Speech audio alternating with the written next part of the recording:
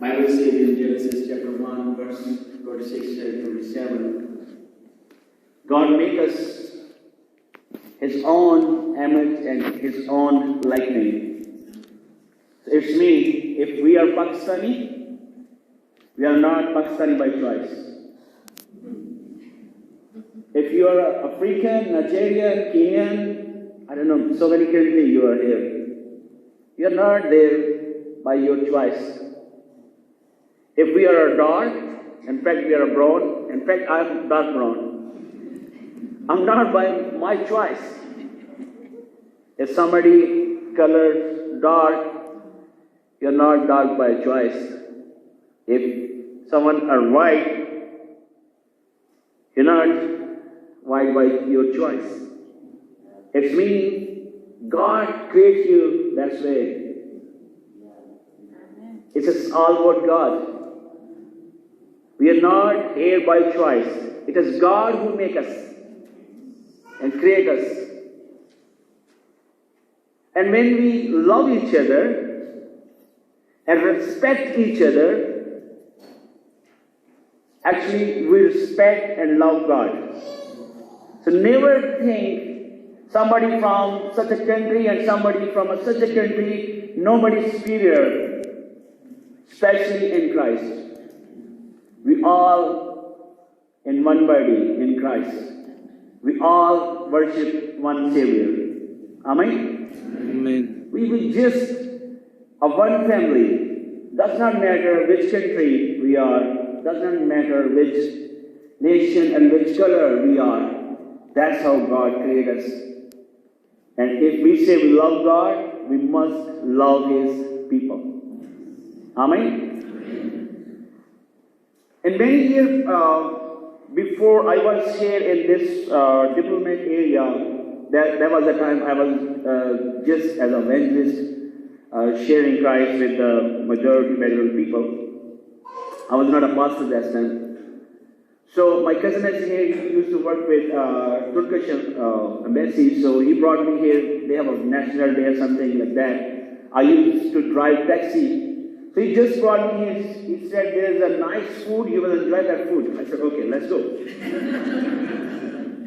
I was just a regular taxi driver, Pakistani taxi driver, so I was sweating and, very hard worker guy.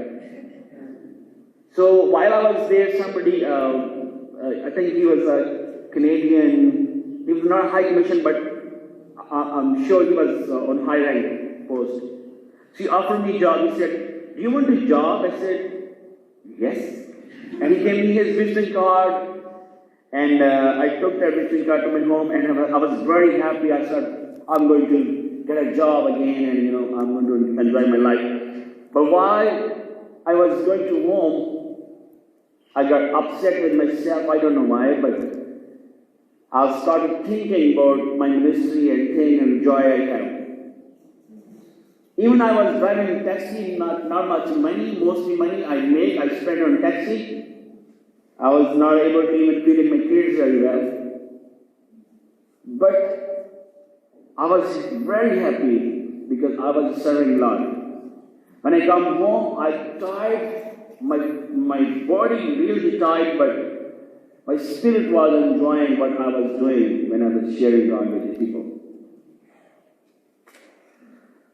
The day I have appointment with that guy, it was a Monday, but on Sunday I was in church and praying, and I was on my knee and I was keep asking to God what to do. Even I have a permission from my wife. She said, go ahead what your heart says.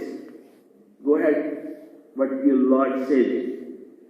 We are okay, no problem. But I was still not happy inside. It was very hard for me to decide what to do and what not to do. Should I take that job or should I continue what I'm doing? And Sunday, while I was praying and I was on my knee and my tear was going down on the ground, and Lord, speak with me with my left ear and listen my name. Lord said, Yunus, do what you already doing. And that is the moment I felt like so much pain in my stomach, and it gone in just a minute. And I was relaxed. With my tears and joy and peace, I decide what I'm going to do. I come back home, I take my wallet, take that visiting card and in pieces and throw in basket. And I forget that person name even, who was trying to give me a job.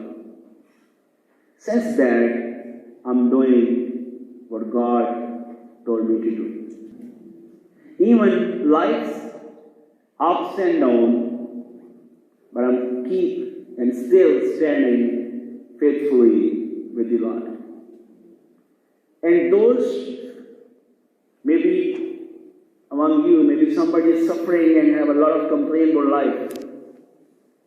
Maybe you're going through some bad experience of your life. I want to share a really hard experience of my life.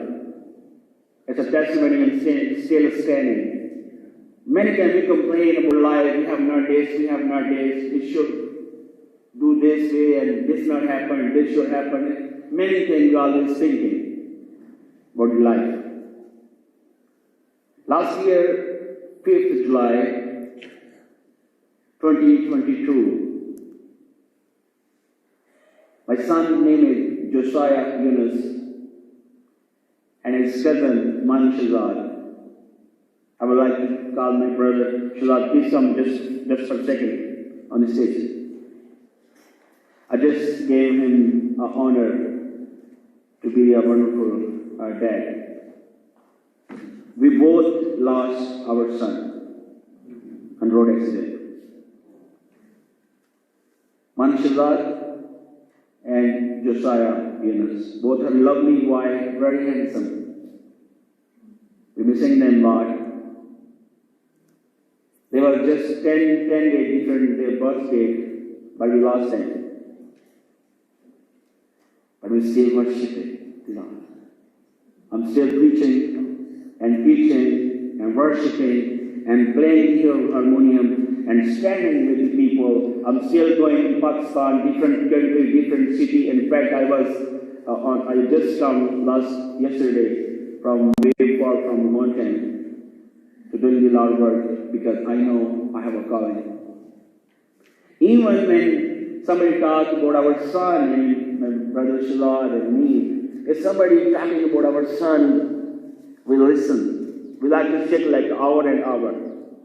Before this happened, we thought, oh, we are too busy, we have no time to talking with people. But now, if somebody talks about our son, we like to listen and we like to talk. We just love to listen. Just imagine how much God like to listen those who lost. If being a father in earth, we love to listen about our son and always like to talk about our son. And we're missing them a lot. We think sometimes it's life without them is no life. But I think the God love. In John 3:16, what it says, God so loved the world. Anyone who believes on him, he will get eternal life.